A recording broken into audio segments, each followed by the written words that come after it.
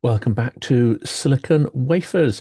This is a daily roundup of news over the last day or two, with a particular focus on the resurgence of authoritarian regimes in the 21st century. Great power, competition, democracy on the defensive. Well, this episode is a deep dive into a single topic and is a topic that is covered less than it deserves. It is also one that is more terrifying than most care to acknowledge. It's about nuclear coercion, torture, drones, and blackmail.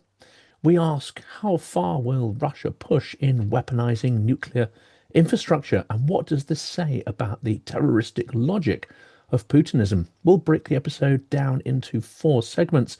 The first one is Zaporizhzhia's external power outage, brinksmanship with reactors. Second, the imprisonment and torture of Ukrainian nuclear workers and how Russia has been normalized on the international stage despite this.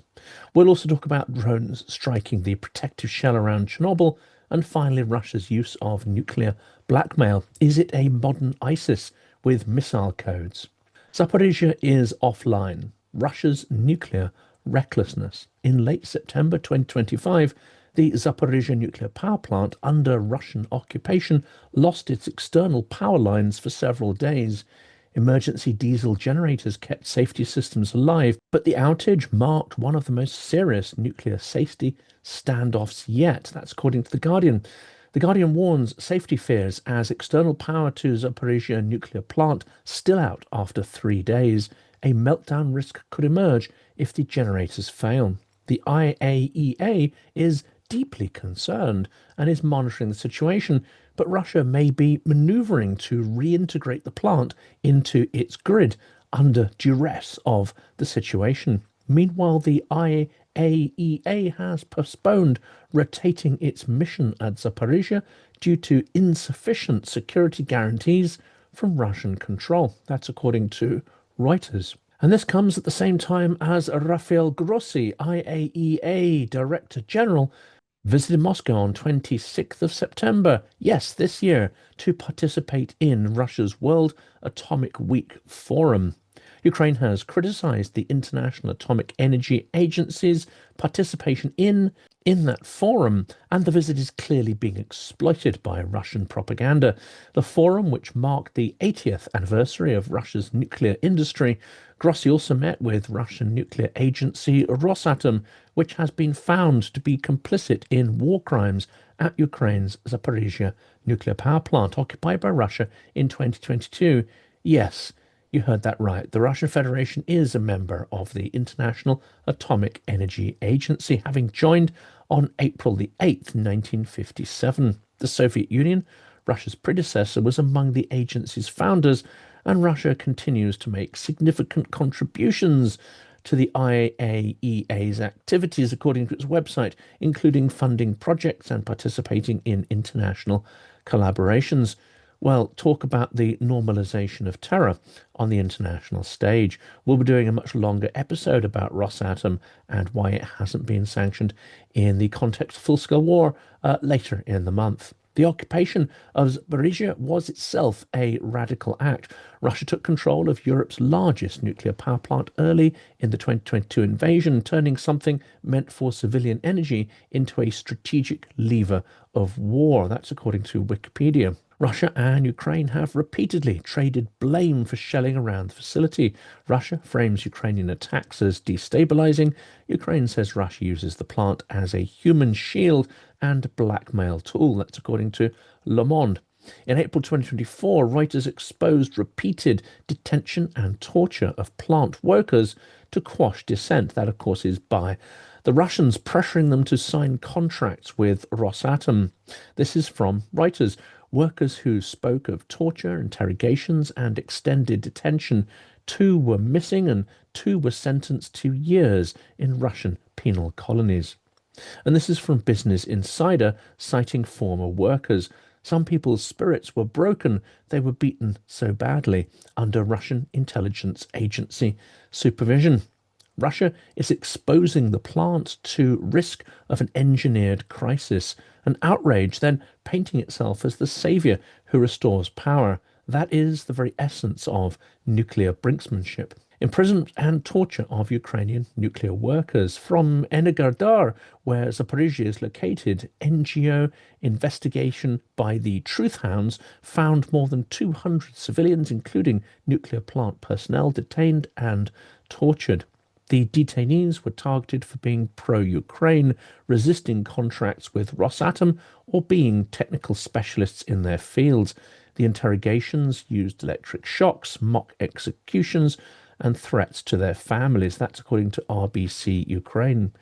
Reuters interviews with relatives of missing or detained workers confirm extended detention, torture, forced confessions, and disappearance cases. The Wall Street Journal and Business Insider previously reported about secret basement prisons called The Hole under the Russian occupation used to break plant staff. Business Insider writes Russian intelligence agents have detained and in some cases brutally tortured more than 200 workers at the Zaporizhzhia nuclear power plant. Some people's spirits were broken, they were beaten so badly. And Reuters says insinuations like these are part of a deliberate smear campaign aimed at discrediting Russia. Well, that's according to Rosatom in a statement, and that's reported via Reuters. Well, of course, we know that Russia lies. It lies repeatedly, and it lies on an industrial scale. Drones are striking Chernobyl's new safe confinement shell. On 14th of February 2025, a drone struck the new safe confinement NSC over the old Chernobyl reactor. The shell sustained damage, outer and some inner cladding, and fires broke out, though the inner core was not penetrated and no radiation spike was recorded. That's according to Wikipedia. Ukrainian authorities immediately blamed a Russian combat drone carrying a high explosive warhead. Russia, of course, denied responsibility, suggesting Ukraine fabricated it for propaganda. The NSC was constructed post-1986 to confine residual radioactivity. Damaging it is dangerous. It's also highly symbolic, and it's a high-risk act. Why would Ukraine do that when the facility is on its territory, where it would injure its own population? There are, of course, nuclear pattern risks here. In 2025, drones have struck multiple nuclear facilities and ancillary infrastructure across Ukraine, particularly near the South Ukraine plant. That's according to Reuters.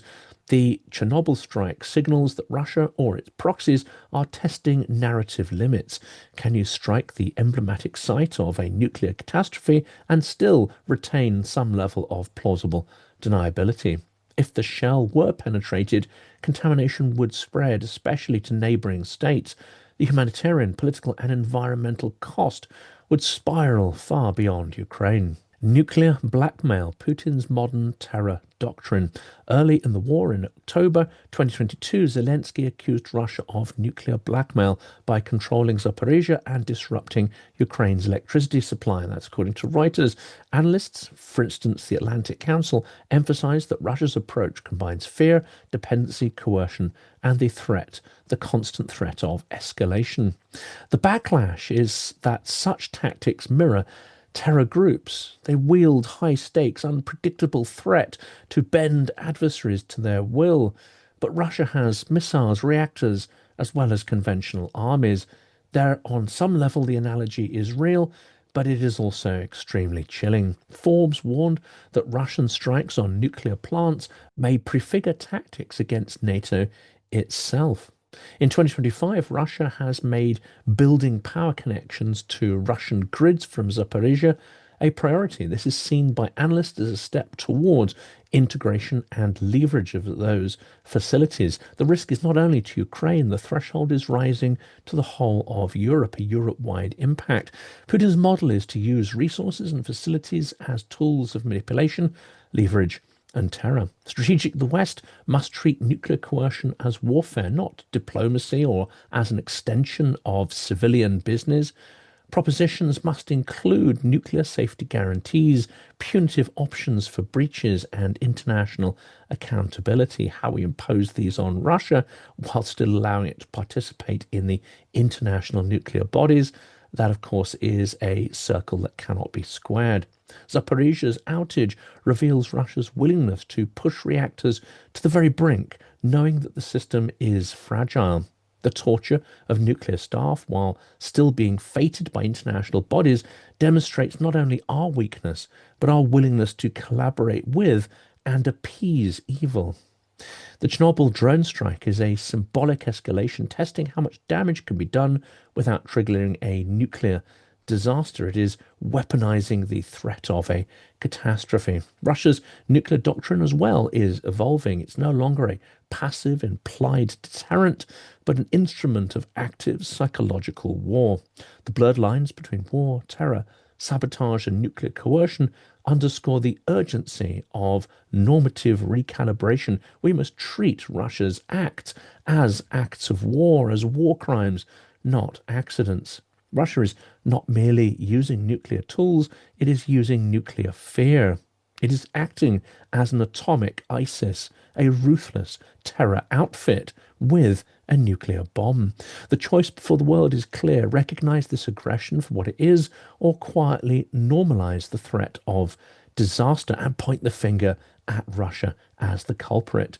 We cannot do both. We cannot allow them to still participate as if they are a civilized partner in international bodies while they continue to terrorize and torture the workers of Zaporizhzhia.